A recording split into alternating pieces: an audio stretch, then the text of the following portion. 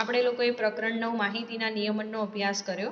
હવે આજથી આપણે પ્રકરણ 10 માપનનો અભ્યાસ શરૂ કરીશું. માપનનો મતલબ થાય કે કોઈ પણ વસ્તુ કે કોઈ પણ આકાર હોય તેનું માપ લેવું અથવા તો તેનું માપ શોધવું. આપણા ઘરમાં કે ઘરની આસપાસ જેટલા પણ આકારોની રચના થઈ છે તે દરેક આકાર કોઈ એક ચોક્કસ માપ ધરાવે છે અને આપણે માપન માટેના અલગ અલગ એકમોનો પણ વિકાસ કરેલો છે. જેમ કે આપણે સેન્ટીમીટરની મદદથી માપીએ છીએ, મીટરની મદદથી માપીએ છીએ. એ જ રીતે કિલોમીટર છે. માપન જો પ્રવાહીમાં હોય તો આપણે લીટરનો પ્રયોગ કરીએ છીએ, જો ઘનમાં હોય તો કિલોગ્રામનો ઉપયોગ, ગ્રામનો ઉપયોગ કરીએ છીએ. એ રીતે આપણે માપન દરેક અલગ અલગ પદ્ધતિથી આપણે માપન કરીએ છીએ. આજે આપણે માપન વિશેનો અભ્યાસ કરવાનો છે. તેમાં કોઈ એક ચોક્કસ જે આકૃતિ હોય કે કોઈ એક જગ્યા હોય તે કેટલી જગ્યા રોકે છે અથવા તો એ જગ્યાનો આવરો કેટલો છે એના આધારે આપણે માપનનો ઉપયોગ કરવાનો છે. તો એમાં પહેલો જ શબ્દ છે પરિમિતિ. પરિમિતિ કોને કહેવાય? તો બંધ આકૃતિની ઉપરની બધી સપાટીની લંબાઈનો સરવાળો એટલે આકૃતિની પરિમિતિ. કોઈ પણ એક આકૃતિ હોય, માની લો કે એની ઉપરની બધી જ સપાટી હોય, એ બધી જ લંબાઈનો જે સરવાળો કરી અને આકૃતિની પરિમિતિ કહેવાય. જેમ કે કોઈ આ એક આકૃતિ છે, આ બંધ આકૃતિ છે, આને આપણે બંધ આકૃતિ તરીકે ઓળખીએ છીએ. તો અહીંની જે સપાટી, આ પહેલી સપાટી, આ બીજી, આ ત્રીજી અને આ ચોથી, તો આ ચાર સપાટીઓ જે એની આવેલી છે એ ચારે ચાર સપાટીની લંબાઈ જેટલી પણ આપી હોય એ લંબાઈનો તમે જ્યારે સરવાળો કરો તો તેને આકૃતિની પરિમિતિ કહે છે. આપણે લંબચોરસની પરિમિતિ શોધી રહ્યા હોઈએ તો એનું એક સૂત્ર છે 2 ગુણ્યા લંબાઈ પ્લસ પહોળાઈ. કારણ કે કોઈ પણ લંબચોરસ હોય ને બે માપ ધરાવે, એક એની લંબાઈ હોય અને એક એની પહોળાઈ હોય. જે લંબાઈ અહીંયા છે એટલું જ માપ લંબાઈનું અહીંયા પણ હોય અને જે પહોળાઈ અહીંયા છે એટલું જ માપ એનું અહીંયા પણ હોય. એટલા માટે 2 વાર પહોળાઈ છે અને 2 વાર લંબાઈ છે, એટલા માટે આગળ 2 ગુણ્યા કર્યું છે. કૌંસમાં લખ્યું છે લંબાઈ પ્લસ પહોળાઈ. જો એને આપણે અંગ્રેજીમાં લખતા હોઈએ તો 2 ગુણ્યા કૌંસમાં L પ્લસ B. ચોરસની પરિમિતિ, ચોરસની ચારે બાજુ સરખી જ હોય. ચોરસની ચારે બાજુ સરખી હોય એટલા માટે આપણે 4 ગુણ્યા કર્યું છે અને બાજુની લંબાઈ, બાજુ એટલે કે અહીંયા જે પણ માપ એનું આપેલું હોય એ અહીંયા લખેલું છે. આપણે ઇંગ્લિશમાં લખતા હોય તો 4L અથવા તો 4 ગુણ્યા L પણ લખી શકીએ. નિયમિત બહુકોણ છે. નિયમિત બહુકોણનો બીજો મતલબ થાય સમબાજુ. સમબાજુ એટલે સરખી બાજુ. જેની બધી જ બાજુઓના માપ સરખા હોય તે બહુકોણને નિયમિત બહુકોણ કહેવાય અથવા તો એને સમબાજુ બહુકોણ પણ કહી શકાય. જેની બધી જ બાજુઓના માપ સરખા હોય તે બહુકોણને નિયમિત બહુકોણ કહેવાય છે. તો યાદ રાખવાનું, જ્યારે પણ કોઈ નિયમિત શબ્દ આવે એટલે આપણે ખાસ ધ્યાન રાખવાનું કે એનો બીજો મતલબ સમબાજુ પણ થાય. અન્ય આકારોની પરિમિતિ આપેલી છે. જેમ કે સમબાજુ ત્રિકોણની પરિમિતિ તો 3 ગુણ્યા બાજુની લંબાઈ. જે આકાર હોય એની જેટલી પણ બાજુ હોય એના ગુણ્યા એની લંબાઈ કરવાની હોય. જેમ કે સમબાજુ ત્રિકોણ, તો સમ એટલે સરખી અને ત્રિકોણના 3 બાજુઓ હોય એટલે કે 3 ગુણ્યા બાજુની લંબાઈ. ત્રણેય બાજુના માપ સરખા હોય એટલે આપણે અહીંયા બાજુની લંબાઈ એકવાર લખી અને એનો ગુણાકાર 3 સાથે કરીએ છીએ. એના પછી છે સમબાજુ ચતુષ્કોણની પરિમિતિ. ચતુષ્કોણની બાજુઓ હોય 4 અને સમબાજુ કીધું છે એટલે કે સરખી બાજુઓ, તો 4 ગુણ્યા બાજુની લંબાઈ. નિયમિત એટલે કે સમબાજુ પંચકોણની પરિમિતિ. તમને જો નિયમિત પંચકોણ કીધો હોય તો પણ તમારે એને સમબાજુ જ પંચકોણ ગણવાનો. અહીંયા જો સમબાજુના બદલે કોઈ નિયમિત શબ્દ આપ્યો હોય તો એને પણ આપણે આ જ સૂત્રની મદદથી શોધીશું. તો અહીંયા પંચકોણની પરિમિતિ બરાબર 5 ગુણ્યા બાજુની લંબાઈ. નિયમિત સમબાજુ, નિયમિત એટલે કે સમબાજુ ષટકોણની પરિમિતિ એટલે કે 6 ગુણ્યા બાજુની લંબાઈ. એવી રીતે જો અષ્ટકોણની પરિમિતિ આપી હોય તો 8 ગુણ્યા બાજુની લંબાઈ કરવી પડે. દસકોણની પરિમિતિ તમને કીધી હોય તો 10 ગુણ્યા બાજુની લંબાઈ. પણ આગળ નિયમિત કે સમબાજુ આ બંને શબ્દ આપેલા હોવા જોઈએ તો જ આપણે આ સૂત્રની મદદથી શોધી શકીએ. એના પછી બીજો એક ટોપિક છે આપણો ક્ષેત્રફળનો. ક્ષેત્રફળ કોને કહેવાય? તો બંધ આકૃતિ સપાટીનો જેટલો ભાગ રોકે છે તેના માપને ક્ષેત્રફળ કહે છે. જેમ કે અહીંયા એક ચોરસ છે. આ ચોરસ જો આ રીતનું હોય તો એની બાજુની જે આપણે અહીંયા સરવાળો કરીએ એને આપણે પરિમિતિ કહીએ. પણ આ ચોરસને અંદરનો જેટલો ભાગ રોક્યો છે એને આપણે એનું ક્ષેત્રફળ કહીએ છીએ. માની લો કે એક આ પાઉચ છે, એને મેં અહીંયા મૂક્યું તો એને આ જેટલો ભાગ રોક્યો એટલા ભાગને આપણે એનું ક્ષેત્રફળ તરીકે ઓળખીએ છીએ. એટલે કે કોઈ પણ વસ્તુએ રોકેલી જગ્યાને તે રોકેલી જગ્યાના માપને તેનું ક્ષેત્રફળ કહે છે. બંધ આકૃતિ સપાટીનો જેટલો ભાગ રોકે છે તેટલા માપને ક્ષેત્રફળ કહે છે. આ બંધ આકૃતિ અહીંયા જે ભાગ રોક્યો એને આપણે ક્ષેત્રફળનું નામ આપ્યું છે. લંબચોરસનું ક્ષેત્રફળ બરાબર લંબાઈ ગુણ્યા પહોળાઈ, અને અંગ્રેજીમાં લખવું હોય તો L ગુણ્યા B. ચોરસનું ક્ષેત્રફળ બરાબર બાજુની લંબાઈ ગુણ્યા બાજુની લંબાઈ, એટલે કે L2 પણ લખી શકાય અથવા તો L ગુણ્યા L પણ લખી શકાય. બાજુની અને શોર્ટમાં લખવું હોય તો લંબાઈ ગુણ્યા લંબાઈ. તો લંબચોરસનું ક્ષેત્રફળ છે લંબાઈ ગુણ્યા પહોળાઈ, ચોરસનું ક્ષેત્રફળ છે લંબાઈ ગુણ્યા લંબાઈ. તો આ હતી આપણી થિયરી, જેની મદદથી આપણે આગળના દાખલા જે છે એના સૂત્રોની મદદથી આપણે દાખલાઓના જવાબ પણ શોધવાના છે. તો દરેક વિદ્યાર્થીઓએ કુલ આટલા સૂત્રો તો ખાસ પાક્કા કરવા: એક લંબચોરસની પરિમિતિ, એક ચોરસની પરિમિતિ, અને વિવિધ આકારોની પરિમિતિમાં તમારે ફક્ત એટલું યાદ રાખવાનું છે કે ત્રિકોણની 3 બાજુ હોય, ચતુષ્કોણની 4 હોય, પંચકોણની 5 હોય. તો બાજુઓના જો યાદ હશે તો પાછળનું બધામાં સરખું જ છે. અને એક લંબચોરસનું ક્ષેત્રફળ અને એક ચોરસનું ક્ષેત્રફળ, આટલા સૂત્રો તમારે દરેકે વ્યવસ્થિત રીતે તૈયાર કરવાના છે. આપણે તેની મદદથી સ્વાધ્યાયના દાખલા ગણીશું. તો આપણે શરૂઆત કરીએ સ્વાધ્યાય 10.1ની. સ્વાધ્યાય 10.1માં તમને વિવિધ આકૃતિઓ આપેલી છે તમારી ચોપડીની અંદર, દરેક વિદ્યાર્થીએ જોઈ લેવી. આકૃતિમાં તમને ટાઇટલમાં કીધું છે કે નીચેની દરેક આકારની પરિમિતિ શોધો. આપણે ફક્ત પરિમિતિ શોધવાની કીધું છે. જુઓ, તમને જ્યારે બધી જ બાજુઓ સરખી ના આપી હોય તો તમારે ફક્ત શું કરવાનું, તો બાજુઓનો સરવાળો કરવાનો. પણ જો અહીંયા એની બધી જ બાજુના માપ 15, 15, 15 છે, તો આપણે 4 બાજુઓ છે એટલે 4 ગુણ્યા લંબાઈ લખી શકીએ. પણ અહીંયા બધી જ બાજુઓના માપ અલગ અલગ છે, તો આપણે અહીંયા લખીશું કે પરિમિતિ બરાબર,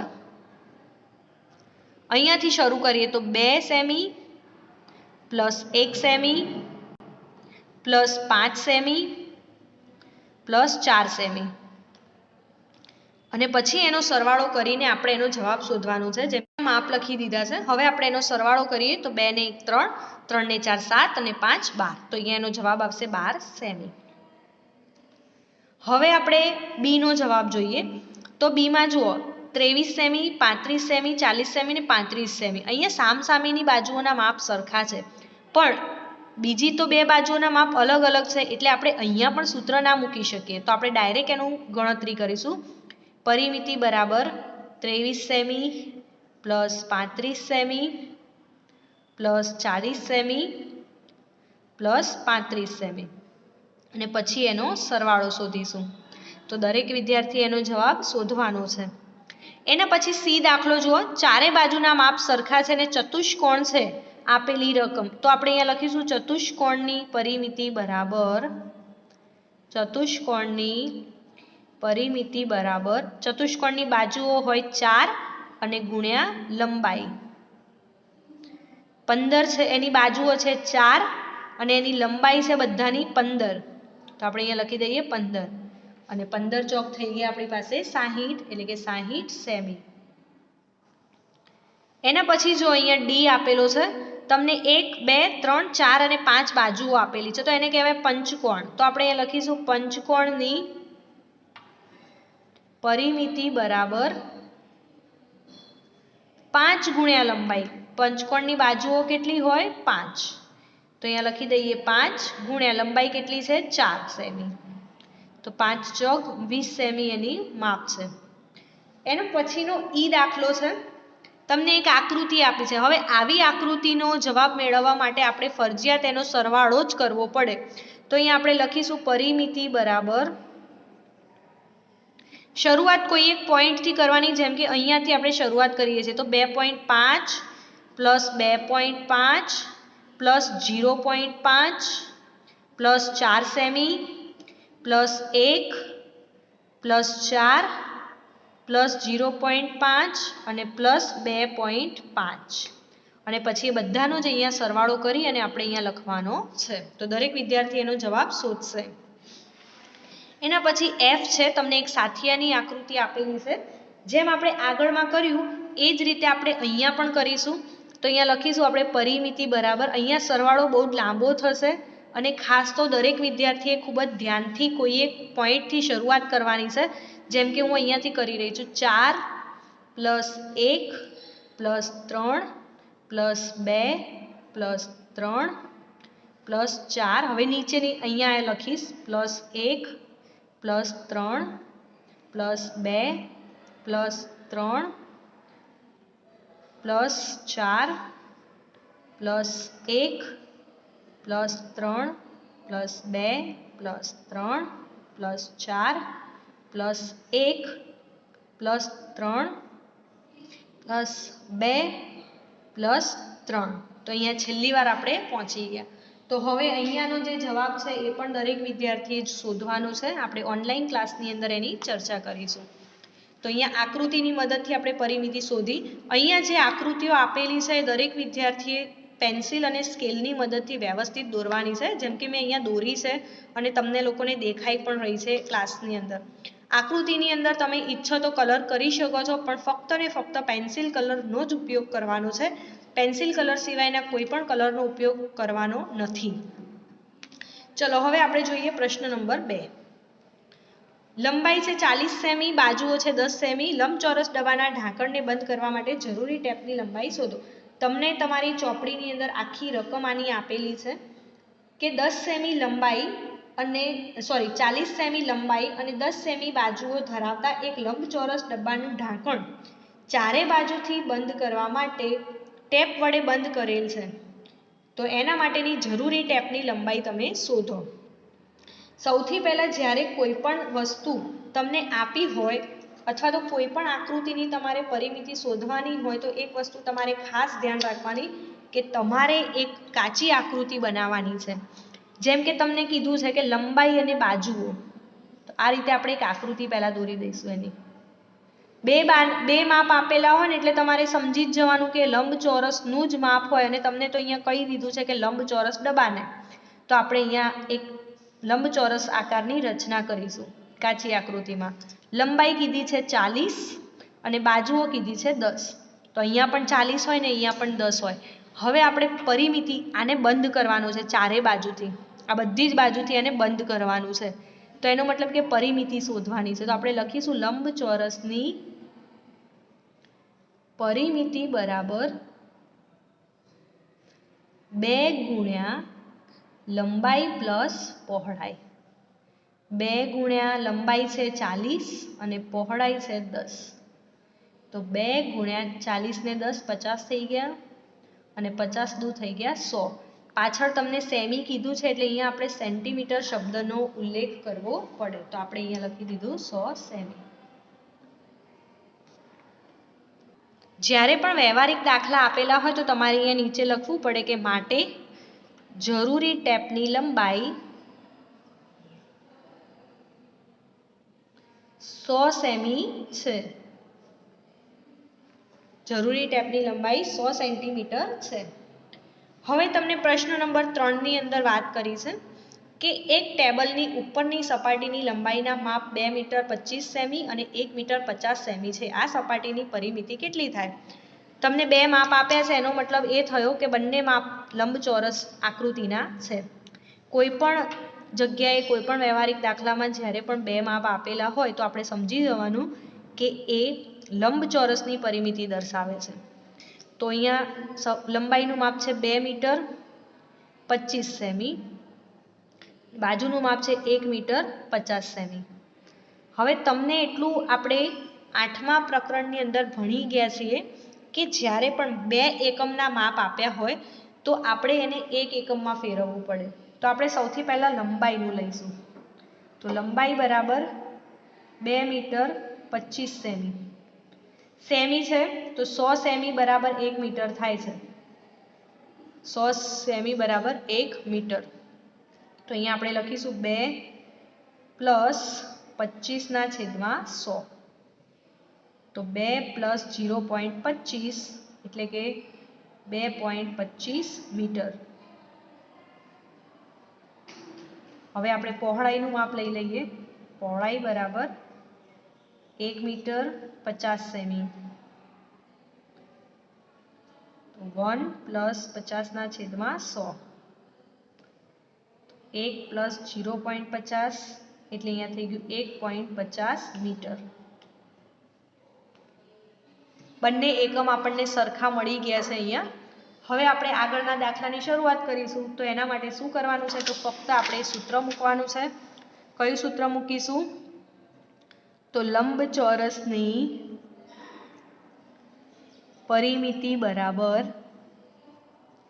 તમે અહીંયા જરૂરી નથી કે લંબચોરસની પરિમિતિ જ શબ્દ વાપરી શકો, તમે અહીંયા એવો શબ્દ પણ વાપરી શકો કે ટેબલની સપાટીની પરિમિતિ બરાબર 2 ગુણ્યા લંબાઈ પ્લસ પહોળાઈ. તો 2 ગુણ્યા એની લંબાઈ આપણને મળી હતી 2.25 મીટર પ્લસ પહોળાઈ મળી હતી એની 1.50 મીટર. તો અહીંયા તમારે શું કરવાનું છે? તો આ બંનેનો સરવાળો કરી અને એનો ગુણાકાર 2 સાથે કરવાનો છે. તો દરેક વિદ્યાર્થી એને હોમવર્કમાં પૂરો કરશે. આગળ આપણે પ્રશ્ન નંબર 4 જોઈશું. પ્રશ્ન નંબર 4 ની અંદર તમને કીધું છે કે 32 સેમી લંબાઈ અને 21 સેમી પહોળાઈ ધરાવતા એક ફોટોગ્રાફની ફ્રેમ બનાવવા માટે, ફોટોગ્રાફની આપણે એક ફ્રેમ બનાવવાની છે. હવે ફોટોગ્રાફની ફ્રેમના 2 માપ આપ્યા છે એટલે આપણે સમજી જવાનું કે એ ફોટોગ્રાફની જે ફ્રેમ હશે એ લંબચોરસ જ હશે. તો આપણે અહીંયા એની કાચી આકૃતિ દોરી દઈએ. પહેલા તો આપણને સમજ આવે એટલે આપણે અહીંયા લખી દઈએ ફોટો ફ્રેમ. અહીંયા આગળની જે આકૃતિ હતી એ શેની હતી? ટેબલની સપાટીની. તો આપણે અહીંયા લખી દઈશું ટેબલની સપાટી. આપણને ખબર પડે કે આપણે શેની આકૃતિ દોરેલી છે એટલા માટે. અહીંયા લંબચોરસ ડબ્બો હતો.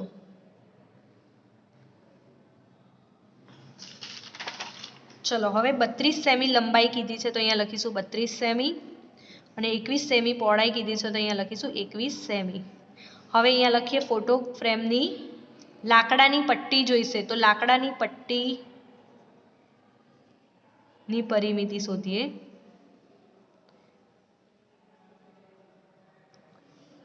સોરી, અહીંયા આપણે ફોટોગ્રાફની પરિમિતિ લઈશું.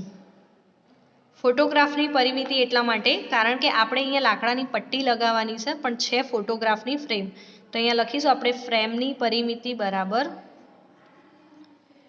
હવે તો તમને બધાને સૂત્ર આવડી જ ગયું હશે, 2 ગુણ્યા લંબાઈ પ્લસ પહોળાઈ.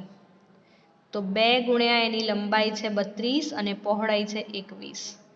તો 2 ગુણ્યા આપણે અહીંયા લખીશું 32 સેમી, 32 પ્લસ 21 એટલે બંને થઈ ગયા 53 સેમી. અને 53 દુ અહીંયા આપણે લખીશું 106 સેમી.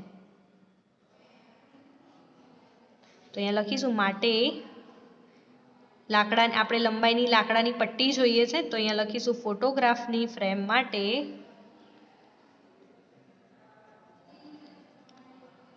106 સેમી લંબાઈની લાકડાની પટ્ટી જોઈશે.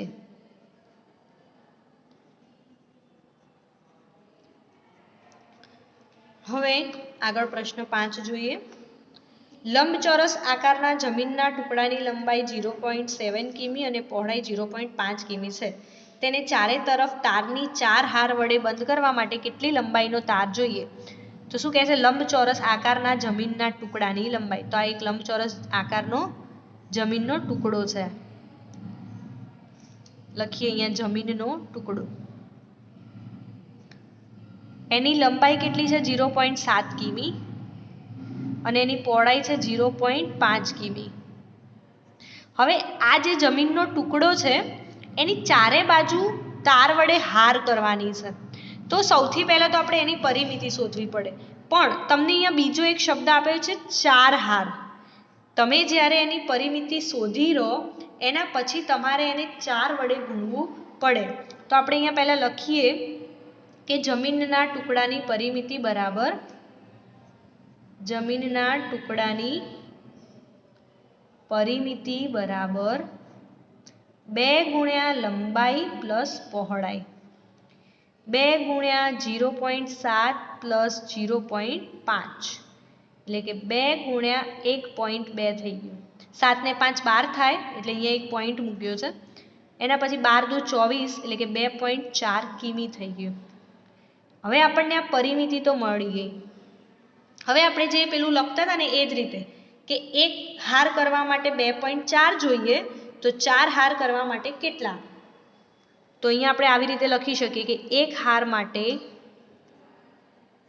2.4 કિમી તો 4 હાર કરવા માટે કેટલા? હવે ચોકડી ગુણાકાર કરીએ એમ 2.4 ગુણ્યા 4 કરી દેવાના. તો અહીંયા દરેક વિદ્યાર્થીએ એનો જવાબ શોધવાનો છે કે 2.4 ગુણ્યા 4 કરીએ તો આપણને કેટલો જવાબ મળે છે? તો જેટલો જવાબ મળે તેટલી લંબાઈનો તાર જોઈશે. આગળ જોઈએ પ્રશ્ન નંબર 6. નીચેના દરેક આકારની પરિમિતિ શોધો. તમને અહીંયા રકમ આપી છે અને એની મદદથી આપણે તેનો આકાર નક્કી કરીને પછી એની પરિમિતિ શોધવાની છે.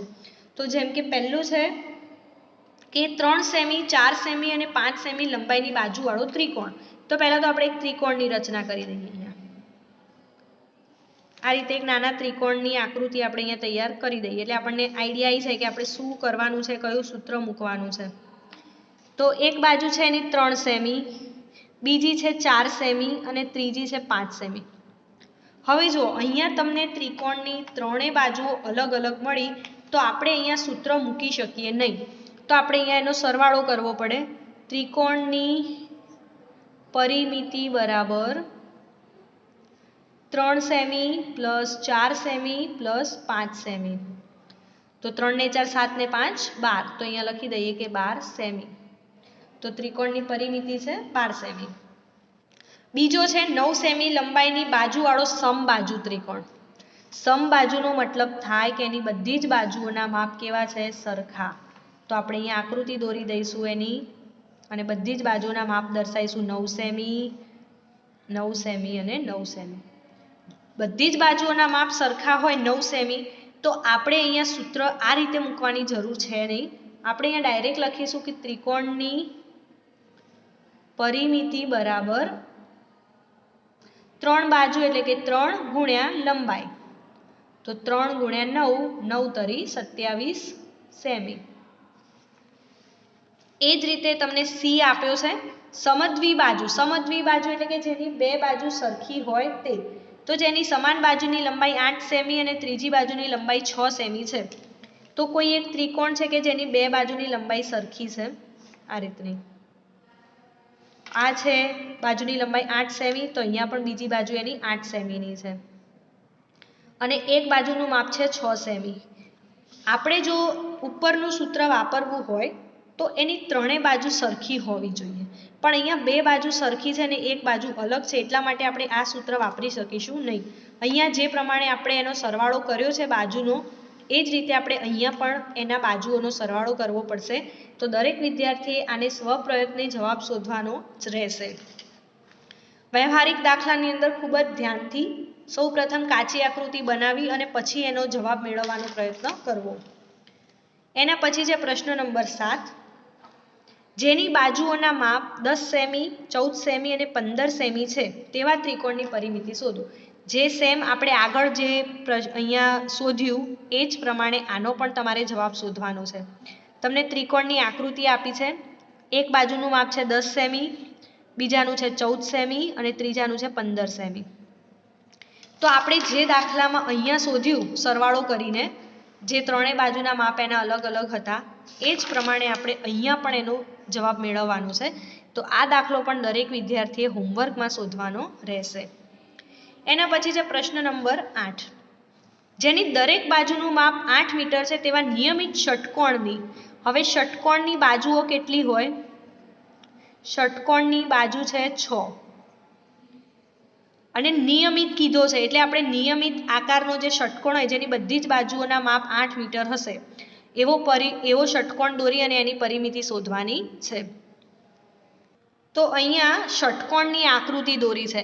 દરેક બાજુનું માપ 8 મીટર કીધું છે એટલે એની દરેક બાજુ 8 મીટરની હશે કારણ કે સમબાજુ કે નિયમિત ષટકોણ છે એટલા માટે. તો આપણે અહીંયા લઈશું ષટકોણની પરિમિતિ બરાબર